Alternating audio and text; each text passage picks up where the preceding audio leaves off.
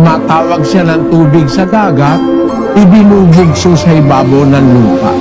Panginoon ang kanyang pangalan. Dapat, para huwag ka matakot sa bagyo, malapit ka sa nagpapabagyo. Kasi may nagpapabagyo eh. Ganito ang nakasulat sa 25:32. Ganito ang sabi ng Panginoon ng mga hukbo. Narito, kasamaan ay mangyayari sa bansa, at malakas na bagyo ay ibabangon mula sa kahuli-hulihang bahagi ng lupa.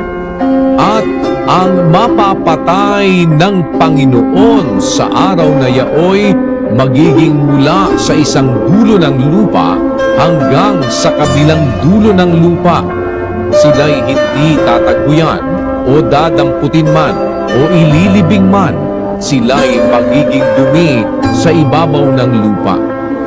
Makita mo kapatid, ang bagyo, nanggagaling sa Diyos yan. Yung tidal wave, nanggagaling sa Diyos yun.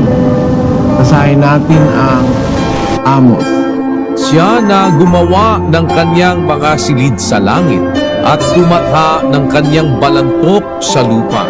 Siya na tumatawag ng tubig sa dagat at ibinubugso sa ibabaw ng lupa. Panginoon ang kanyang pangalan.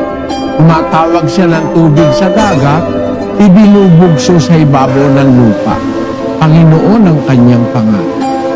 Alam mo kapatid, yung mga natural disaster, nasa kontrol ng Diyos yan eh. Nangyayari yan pagka ang tao napakasama na ang ginagawa para magpaalaala ang Diyos. Nagpapasapit siya ng natural disaster sa tao. Basahin natin ang Job, Kapitulo 9, versikulo 5. Na siyang naglilipat ng mga bundok at hindi nila nalalaman pagka nililiglig niya sa kanyang pagkagalit, na siyang umuuga ng lupa sa kanyang kinaroroonan at ang mga haligi nito ay nangayayanig. Siya rin ang nagpapalindol, inuuga niya ang lupa. Dahil nagagalit siya, pagka nakakita ka ng lindol sa isang lugar, malakas, ay nagpapakita ng galit ng Diyos. Ganon din yung bagyo, ganon din yung tidal wave. Kaya para wag kang matakot, dapat lumapit ka sa Diyos. Iingatan ka niya sa gitna ng mga yan. Kasi paalala yan ng Diyos para ang tao magbalik loob sa Kanya. Hindi lang natin naintindihan yung mga natural disaster na nangyayari. Bunga yan ang sobra ng kasamaan ng tao.